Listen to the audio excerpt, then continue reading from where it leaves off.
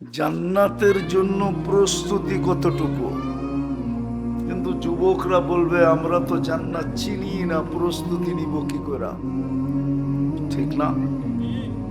ওরা তো চিনে গুগল, ওরা চিনে ইন্টারনেট, ওরা চিনে ভাইবার, ফেসবুক, হোয়াটসঅ্যাপ, ইমো, বাকিগুলো বললাম না আর কি।